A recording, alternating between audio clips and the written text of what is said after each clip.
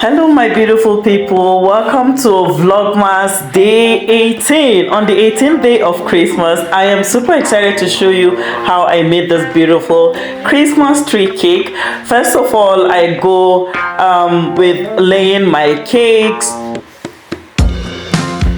I put the red velvet cake that we made here on live video yesterday, followed by my vanilla cake. What I'm putting in between is buttercream, just so my cake doesn't shift when I am creaming, because you know this particular design has to do with a lot of trimmings. You trim your cake until you get the perfect shape.